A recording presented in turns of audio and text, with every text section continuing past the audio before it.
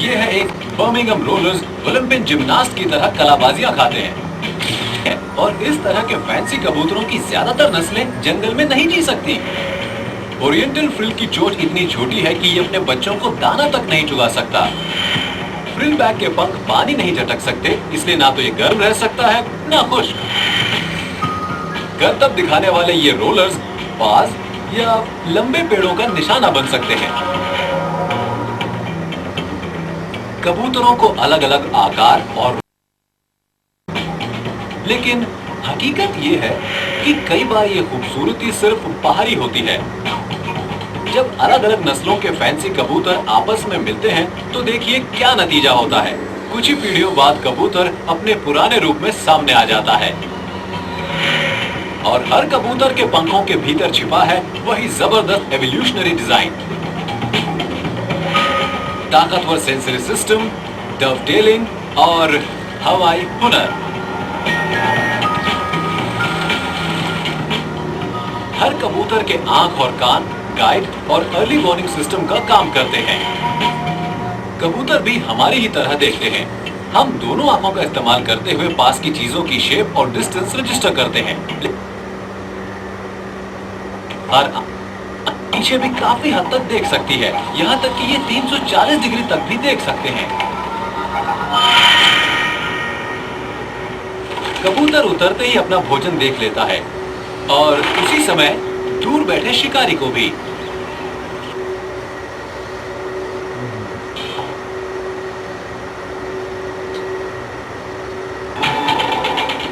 ये एक visionary advantage है जो कबूतरों को एक कदम आगे रखती है।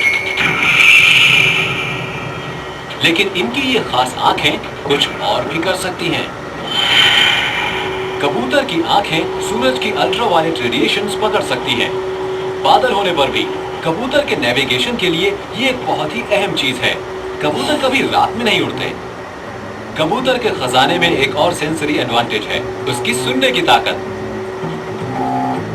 इंसान जिस फ्रीक्वेंसी को सुन सकता है, कबूतर उसे 200 गुना कम फ्रीक्वेंसी भी सुन लेता है। इन्हें बारिश की आहट, यहाँ तक कि दूर आए भूकंप के झटके भी सुनाई दे सकते हैं।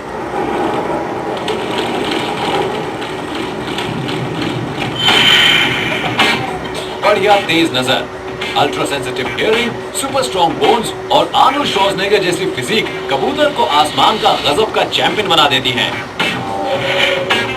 लाखों की संख्या में जंगल से लेकर रेगिस्तान तक सिवाय अंटार्कटिका के इनका सभी महाद्वीपों पर कब्जा है। लेकिन ये सारी अंदरूनी खूबियां एक साधारण से काम को समर्पित हैं, यानी फ्यूचर चैंपियन बनाने के लिए। और यहाँ कबूतर की जीनियस वाकई सबको पछाड़ देती है।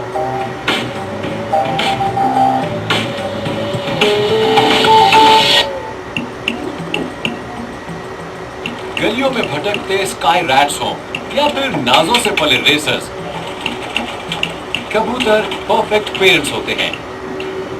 इनकी पेरेंटल ड्यूटीज बटी रहती हैं। ये बच्चों को कभी अकेला नहीं छोड़ते और ना ही अपने जीवन साथी को।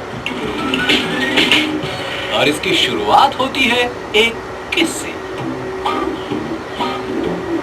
मादा कबूतर अपनी चोंच नर की चोंच में रख देती है, यानी अब इन दोनों की बात आगे बढ़ सकती है। इसके बाद नर घोंसला बनाने के लिए सामान लाता है और घोंसला बनाती है। इतना बड़ा कि मां और दो अंडे समा जाएं। जब ये बनकर तैयार हो जाता है तो जोड़ा तैयारी करता है। नर चौकन्ना है, मिन्नतें करता है, दलीलें देता है, यहाँ तक कि डांस भी करता है। वाह!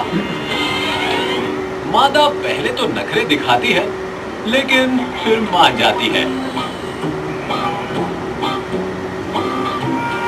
और 10 दिन बाद हर बार ट्विन्स होते हैं। रिप्रोडक्टिव स्ट्रैटेजी सुनिश्चित करती है कि एक बच्चा तो जिएगा ही, लेकिन एक से ज्यादा बच्चों का पेट भरना मुश्किल हो सकता है। पहले अंडे से 16 से 18 दिनों में बच्चा निकल आता है और कुछ ही घंटे में दूसरे अंडे से भी। ये बच्चे स्क्वॉब्स कहलाते हैं, जो न देख सकते हैं, असहाय होते हैं और भूखे भी। इनका पेट भरने के लिए कबूतर जो करते हैं, ऐसा तो शायद कोई भी पेरेंट नहीं कर सकता। ये दोनों बच्चों को दूध पिलाते हैं, एक ऐसा ताकतवर दूध जो इतना पोषक होता है कि सिर्फ 48 घंटों में बच्चों का साइज 2 गुना हो जाता है। ये हाई टेस्ट फॉर्मूला कबूतर के गले में एक थैली में तैयार होता है जो क्रॉप कहलाती है। इस क्रॉप की लाइनिंग पानी और पोषक तत्वों से भरी होती है, जिसमें से दही जैसा पदार्थ निकलता है, एक ऐसा ताकतवर भोजन जिसमें होता है गाय या इंसानी दूध से भी ज्यादा प्रोटीन और फैट और बीमारियां दूर रखने की ताकत। ये इतनी तेजी से बच्चों को बड़ा करता है जो धरती के किसी दूसरे जीव में शायद संभव नहीं है। ये बच्चे यानी स्क्वॉब्स रोज अपने वजन जितना दूध पीते हैं। 2 हफ्तों में ही इनका साइज अपने माता पिता के साइज के आधा जितना हो जाता है। 25 दिनों में ये पूरे जवान हो जाते हैं और खुद अपना पेट भर सकते हैं। असहाय स्क्वॉब्स अब आजाद कबूतर बन चुके हैं और 35 दिनों बाद ये अपना घर छोड़ देंगे। लेकिन मम्मी पापा को घर खाली होने का कोई गम नहीं, क्योंकि 2 अंडे पहले ही आ चुके हैं।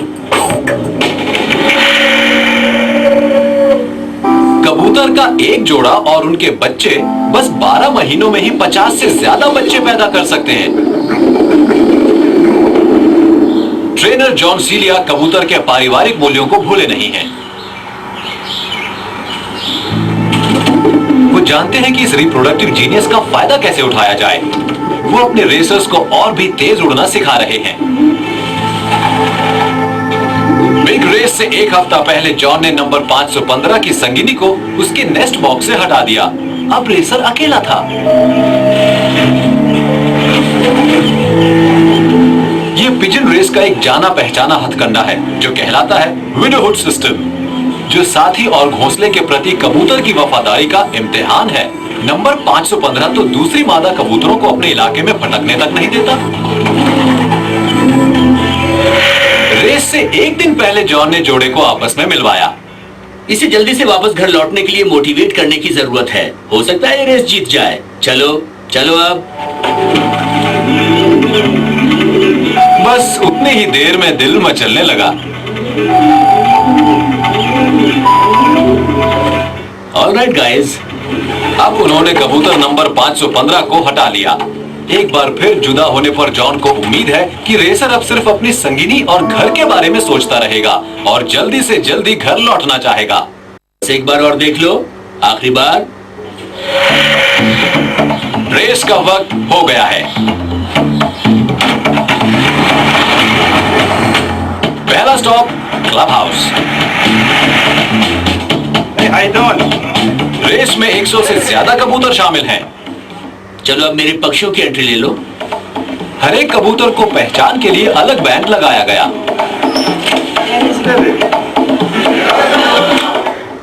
हम रबर बैंड पहनाते हैं जिस पर सीरियल नंबर होता है और ये नंबर एंट्री शीट पर भी लिखा रहता है। जब पक्षी लौटेगा तो बैंड हटा लिया जाएगा और उसे क्लॉक में डाला जाएगा, जिससे उस पर इसके लौटने का टाइम पड़ जाएगा। उन्हें ट्रक में लोड किया गया और खिलाया पिलाया गया। ये कबूतर रात भर के सफर के बाद स्टार्टिंग लाइन पर पहुंचेंगे।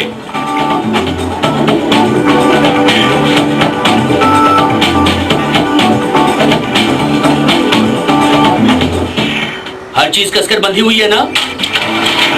बिल्कुल। रेसर्स 8 घंटे आराम करेंगे ताकि रेस से पहले अपनी एनर्जी को बचा के रख सकें। ब्रिजपोर्ट, वेस्ट वर्जीनिया, वहां से 320 किलोमीटर दूर। कुछ ही मिनट्स में इन कबूतरों की इनर जीनियस रंग दिखाएगी।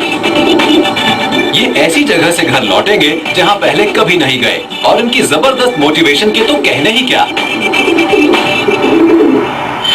ये एक इंटरनल ड्राइव है जिसे वैज्ञानिक होमिंग कहते हैं। आप कबूतर को कहीं भी छोड़ दीजिए, भले ही हजारों मील दूर, वो फिर भी घर लौट आएगा। ढेरों प्रजातियों के लिए नेविगेशन बहुत ही अहम है।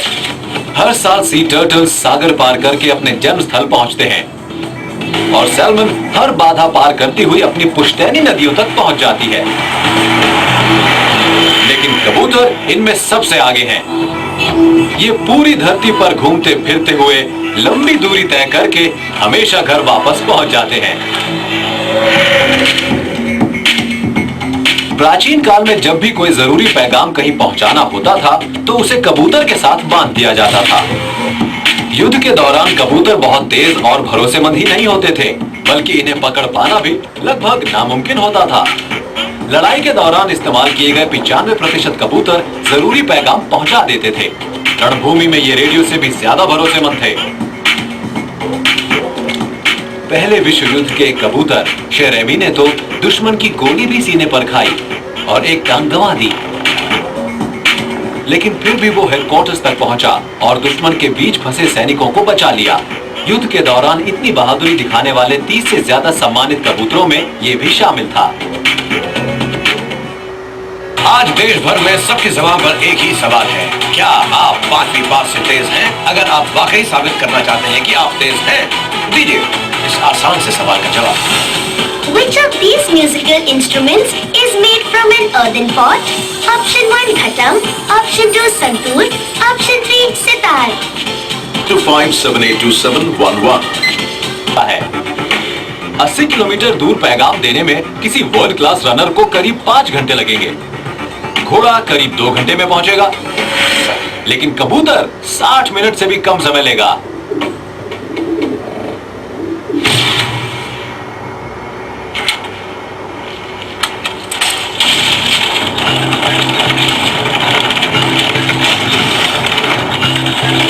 वेस्ट वर्जीनिया में रेस शुरू हुई।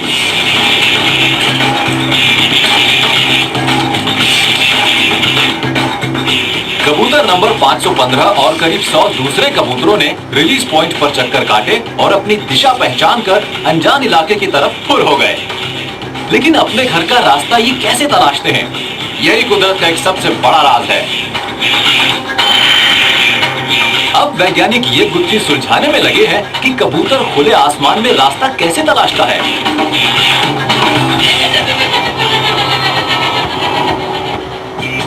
शहरी गलियों की भूल भुलैया से गुजरते, कई किलोमीटर खुले मैदानों में चक्कर काटते। हर दिन ये कबूतर दाने चुगने के लिए निकलते हैं और हर रोज घर लौट आते हैं। ऐसी ब्रिलियंट होमिंग एबिलिटी का पशु जगत में कोई सानी नहीं। वैज्ञानिकों का मानना है कि कबूतर कुदरत की सबसे चमकीली रोशनी यानी सूरज की मदद से रास्ता ढूंढता है, विजुअल लैंडमार्क्स याद रखता है, गंध का पीछा करता है, यहां तक कि रोज की उड़ान के दौरान धरती की मैग्नेटिक फील्ड तक को महसूस करता है।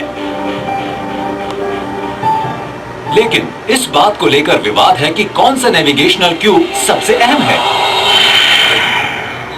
ऑक्सफोर्ड यूनिवर्सिटी के डॉक्टर टिम गिलफर्ड मानते हैं उन्होंने पिजन नेविगेशन की गुत्थी सुलझा ली है। गिलफर्ड का कहना है कि कबूतर घर लौटने के लिए अपनी इंटरनल क्लॉक को फाइन ट्यून करके रास्ता ढूंढते हैं, ये अंदाजा लगाते हुए कि दिन की किस घड़ी में सूरज कहां होना चाहिए, यानी सन कंपास। इस थ्योरी को साबित करने के लिए उन्होंने कबूतर की इंटरनल क्लॉक बदल डाली। यहाँ हम क्लॉक शिफ्ट बर्ड्स रखते हैं, यहाँ दिन की रोशनी नहीं आती, यहाँ पर सब कुछ आर्टिफिशियल लाइट से कंट्रोल्ड है। ये रहा टाइमर, अभी दोपहर का वक्त है, लेकिन इन्हें लगता है कि सुबह के 8 बजे हैं। बिना खिड़की वाले कमरे में उन्होंने आर्टिफिशियल डे लाइट कर दी और 4 घंटे पहले ही पक्षियों के अंदाजे को बदल डाला कि सूरज कहां होना चाहिए।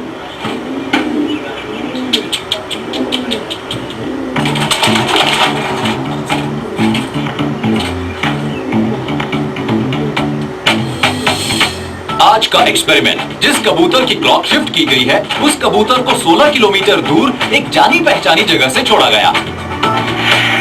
इस रास्ते से यह कबूतर कई बार घर आ चुका है, लेकिन तब इसकी क्लॉक शिफ्ट नहीं की गई थी। दोपहर के 2:20 हुए हैं, लेकिन इसे लगता है कि 10:20 हुए हैं। असल में इसका घर उधर है, लेकिन अगर ये अपनी कंपास की रीडिंग ले रहा होगा तो जैसी हमें उम्मीद है इसे लगना चाहिए कि घर वहां उस तरफ है। हम शायद ये ना देख पाएं, लेकिन अगर इस पर ये छोटा सा जीपीएस ट्रैकर लगा दें तो इसके घर लौटने पर हमें डेटा मिल जाएगा। तो देखते हैं इसे क्या लगता है इसका घर कहाँ है। सबसे पहले इसे जहां से छोड़ा गया है ये वही चक्कर काटता रहेगा और इसमें कुछ मिनट लग सकते हैं। अगर ये जगह से पूरी तरह वाकिफ हो तो भी चक्कर काट कर देखेगा कि वो आखिर है कहाँ और फिर अपनी दिशा तलाश कर उस तरफ उड़ जाएगा। कबूतर ने दिशा को तलाशा और उड़ चला गलत दिशा में। उस तरफ नहीं। घर लौटने के लिए इस जाने पहचाने रास्ते पर बस 10 मिनट लगने चाहिए, लेकिन क्लॉक शिफ्ट किए जाने की वजह से कबूतर को 2 गुना वक्त लग गया। देखते हैं क्या रहा।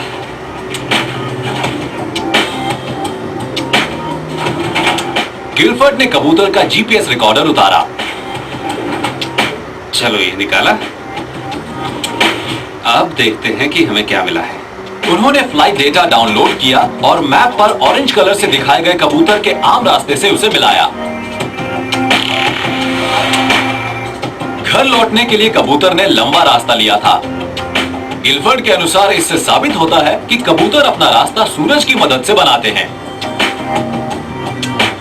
देखिए क्लॉक शिफ्ट का जबरदस्त असर पड़ा है, तो इससे साफ हो गया है कि इनके नेविगेशन के लिए सन कंपास बहुत जरूरी है। लेकिन जब कबूतर अपने रास्ते से भटक गया तो वैज्ञानिकों का मानना है कि एक दूसरा सेंसरी सिस्टम सक्रिय हो गया जिससे वो घर लौट सका। एक खास ट्रैकिंग डिवाइस जो होता है कबूतर की आंखों में। न्यू हैम्पशायर यूनिवर्सिटी में डॉक्टर ब्रेट गिब्सन स्टडी कर रहे हैं कि कबूतर अपने आसपास की दुनिया कैसे पहचानते हैं। तो आइए सुनते हैं डॉक्टर ब्रेट गिब्सन का क्या कहना है। जब लोग चीजों में अंतर करते हैं या उन्हें पहचानते हैं तो पैरामीटर्स देखते हैं, ऑब्जेक्ट्स की बाउंड्री और उनके किनारों की जानकारी लेते हैं। यानी जब तक आप किसी चीज की आउटलाइन न देख लें आप उसे पहचान नहीं सकते। इंसान की ही तरह कबूतर भी चीजों की आउटलाइन देखकर उनमें अंतर कर पाते हैं। गिब्सन ने अपने कबूतरों को अलग अलग शेप्स पहचानने की ट्रेनिंग दी है। इस कबूतर ने ड्रम जैसी शेप के लिए मॉनिटर की टच स्क्रीन के हरे बटन पर चोंच मारी और अपना इनाम जीत लिया। वेज शेप के लिए उसे लाल बटन को चुनना होगा।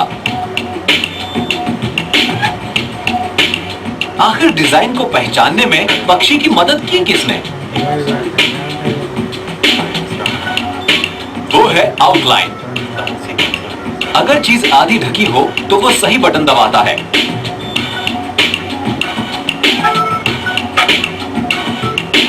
लेकिन अगर पूरी आउटलाइन ढकी हो तो वो गलती कर बैठता है।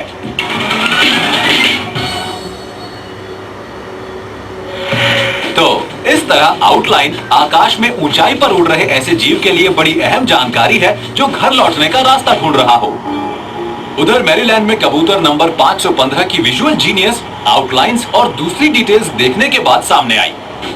झुंड में सबसे आगे रहते हुए अपने घर का रास्ता ढूंढते हुए उसने जाने पहचाने मैदानों, हाईवेज और इमारतों को पार किया क्योंकि उसके दिमाग में बस एक ही बात थी, घर पर उसकी संगिनी उसका इंतजार कर रही है।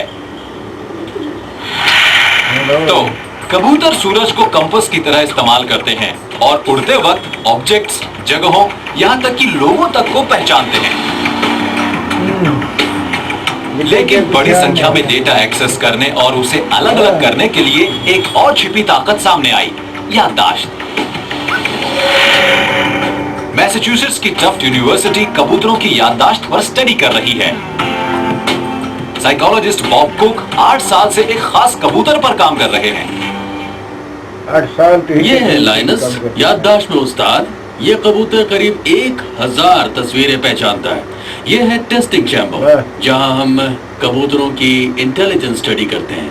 चेम्बर के अंदर टच स्क्रीन है जिस पर चोंच मारकर कबूतर हमें बताता है कि वो क्या कर रहा है। टच स्क्रीन वीडियो के दोनों तरफ 2 फुट रेज हैं।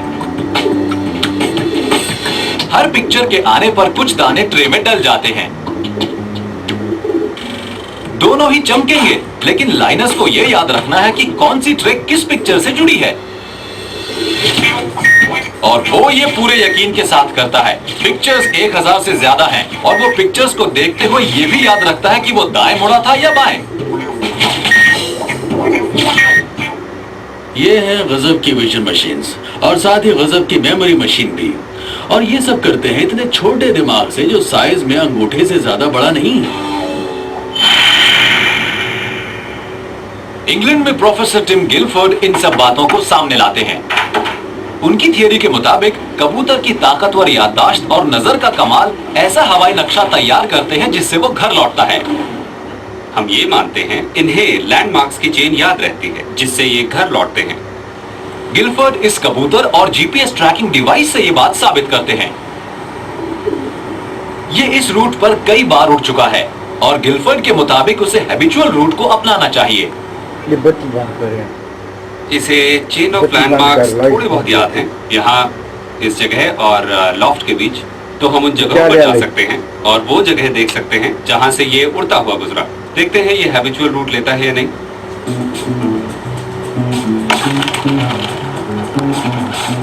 कबूतर उड़ गया। लॉफ्ट तक के 16 किलोमीटर के सफर पर जीपीएस उसे ट्रैक कर रहा था।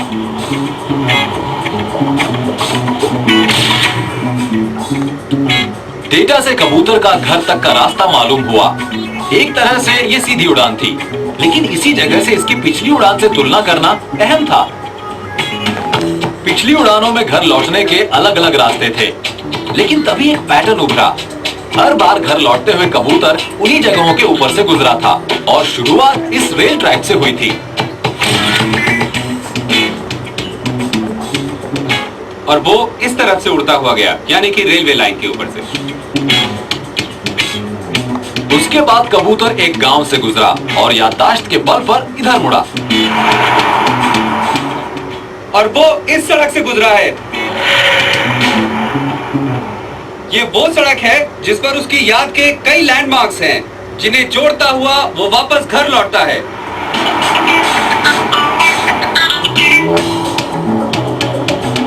आखिरकार कबूतर अपनी मंजिल तक पहुंच गया। याददाश्त का सफर पूरा करके वो अपने होम स्वीट होम पहुंच गया।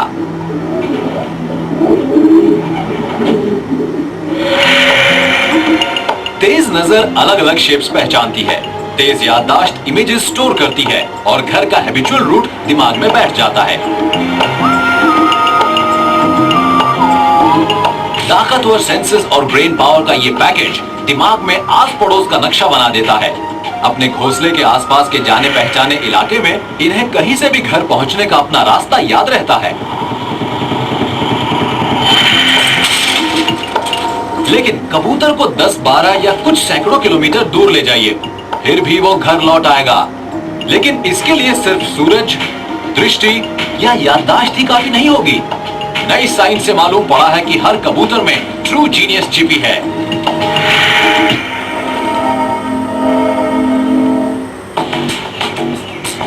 ओक्लाहोमा के पिजन हॉल ऑफ फेम में कबूतर सेलिब्रेटेड एथलीट हैं।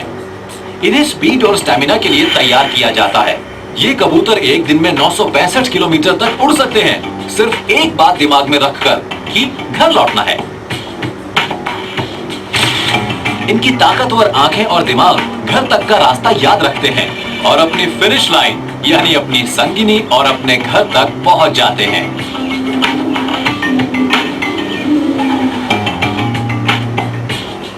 वैसे सभी कबूतर अपने घर का रास्ता ढूंढ सकते हैं, सैकड़ों किलोमीटर दूर से भी और अनजान इलाके के ऊपर से भी। इस लॉन्ग डिस्टेंस टैलेंट को वैज्ञानिक कभी पूरी तरह नहीं समझ सके, शायद अब तक भी नहीं।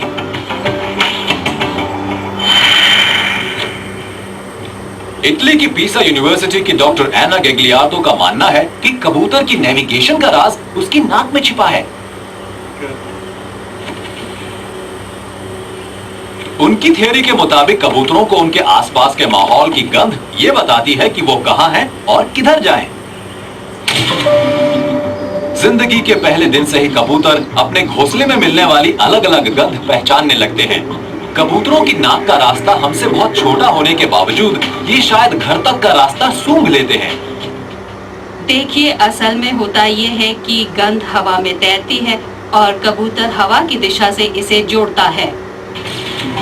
गेग्लियार्डो का मानना है कि इन्हें अलग अलग तरह की गंध बहुत अच्छी तरह याद रहती है, जैसे समुद्र की गंध, जंगल की या किसी शहर की। कबूतर अपने दिमाग में गंध का मानो एक नक्शा बना लेते हैं और गंध कितनी ज्यादा है उससे लंबी दूरी नेविगेट करते हैं। लेकिन एक दूसरे कबूतर शोधकर्ता का कुछ और ही मानना है। फ्रैंकफर्ट यूनिवर्सिटी की डॉक्टर गर्टा फ्लाइसनर का कहना है कि कबूतर लंबी दूरी तय करके भी घर इसलिए पहुंच जाते हैं क्योंकि वो धरती की मैग्नेटिक फील्ड से जुड़े रहते हैं। हाल ही में उन्होंने ये वैज्ञानिक खोज की कि कैसे ढेरों जानवर लंबी दूरी का सफर तय करते हैं। वैज्ञानिकों का मानना है कि कई प्रजातियां धरती की मैग्नेटिक फील्ड को इस्तेमाल करते हुए महाद्वीपों और महासागरों के पार पहुंच जाती हैं, लेकिन कोई नहीं जानता कि कैसे। डॉक्टर फ्लाइसनर के हाईटेक लैब में शोध का नतीजा आखिरकार सामने आया। इलेक्ट्रॉन माइक्रोस्कोप में हजारों गुना बड़ा करके देखने पर उन्हें कबूतर की ऊपरी चोंच में नर्व एंडिंग्स के नीचे कुछ मिला। नन्हे आयरन क्रिस्टल जो कहलाते हैं मैग्नेटाइट। ये मैग्नेटिक फील्ड के लिए बहुत ही सेंसिटिव होते हैं। कबूतर की ऊपरी चोंच के दोनों तरफ ऐसे सैकड़ों क्रिस्टल्स 3 बनावटों में जमा हैं। हर मैग्नेटाइट क्लस्टर अलग धुरी पर है, जिससे कबूतर को धरती की मैग्नेटिक फील्ड की त्रिआयामी जानकारी मिलती है।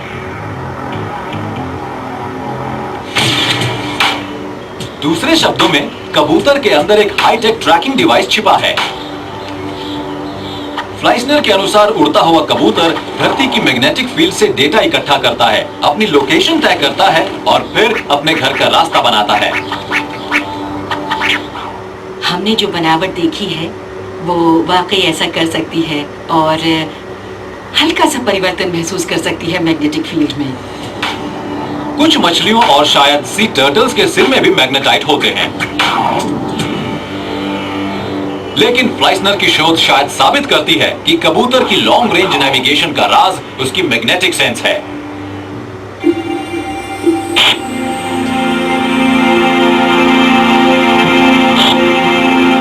ये बना देते हैं।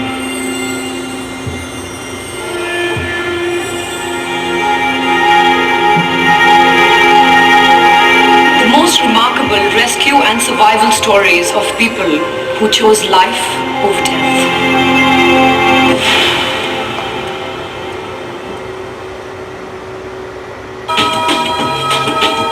Presented by Godfrey Phillips Bravery in association with Monster.com. Gotten the wrong job? Log on to Monster.com. And Matson, the best thing to happen to men since women.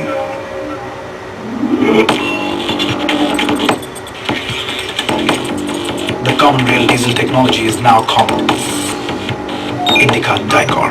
Now I should have heard something by now. He's going to be absolutely. जो सचमुच ऐसा मानते हैं कि कबूतर घर लौटने के लिए मैग्नेटिक मैप का इस्तेमाल करते हैं, लेकिन सच बताऊं तो मैं ऐसा नहीं मानती। इनका मानना है कि कबूतर की सूंघने की ताकत ही उसे घर वापस लाती है, और उन्होंने अपनी थियरी टेस्ट भी की। सबसे पहले टीम ने कबूतरों के 3 ग्रुप बनाए।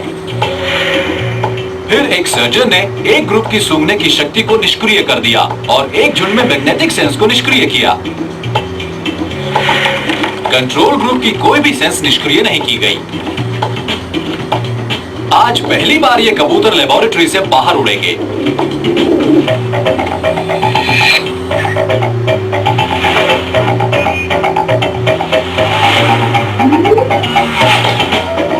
गेग्लियार्दो ने हर ग्रुप से आधे कबूतर एक लोकेशन से उड़ाए और बाकी आधे दूसरी लोकेशन से, दोनों ही लैब से 65 किलोमीटर की दूरी पर। और जब ये पंछी घर लौटे तो एक नई कहानी सामने आई। 2/3 कबूतर वापस लौट आए। ज्यादातर कंट्रोल ग्रुप के थे और ज्यादातर पंछी वो थे जिनकी मैग्नेटिक सेंस निष्क्रिय थी।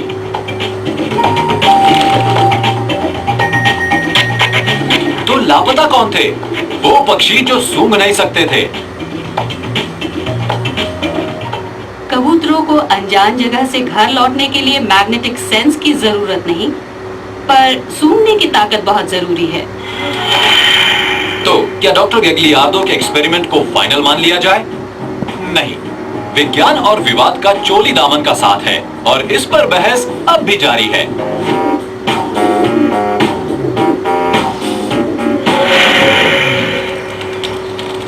लेकिन कबूतरों में नहीं।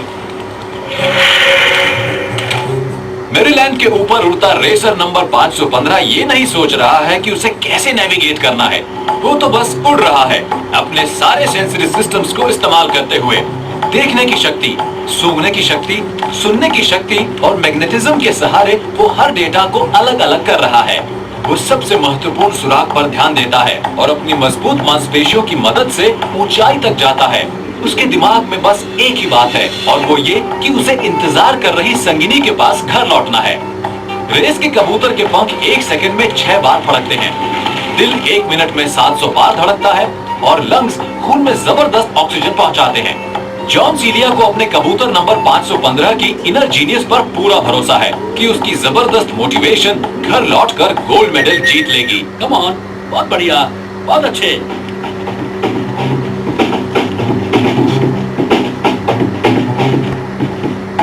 अचानक आसमान से एक पंछी लैंडिंग बोर्ड पर उतरा। अरे वाह, ये है नंबर 515। वाह, बहुत बढ़िया। कम ऑन, आओ। यहाँ हर पल की कीमत है। जब तक रेसिंग बैंड घड़ी में नहीं चला जाएगा, टाइमर रुकेगा नहीं। अब एकदम सही टाइम लॉक किया जाएगा। इसे 3 घंटे 46 मिनट लगे। ये बढ़िया टाइम होना चाहिए। लगता है ये टॉप 10 में जरूर आएगा। बहुत बढ़िया। दरअसल नंबर 515 दूसरे नंबर पर रहा, यानी वो नेशनल चैंपियनशिप के लिए क्वालिफाई कर गया। वैसे नंबर 515 गोल्ड मेडल की दौड़ में नहीं था, वो तो बस घर लौटना चाहता था, अपनी संगिनी से मिलना चाहता था। इमारतों से झपट्टा मारते, छतों के ऊपर मंडराते और हर जगह अपनी निशानी छोड़ते। कबूतर हमारे चारों तरफ हैं, लेकिन इसके लिए इनसे नफरत मत कीजिए। ये तो बस वही कर रहे हैं जो सबसे अच्छा कर सकते हैं, उड़ना, बच्चों को जन्म देना और धरती को नेविगेट करना। तो अगली बार जब आप इनसे घिर जाएं, तो इनके बारे में सोचिए जरूर कि पैर पर चोंच मारने वाला ये जीव है कौन। क्योंकि हमारे बीच कबूतर जिस तरह से फल फूल रहा है, वो किसी जीनियस से कम नहीं।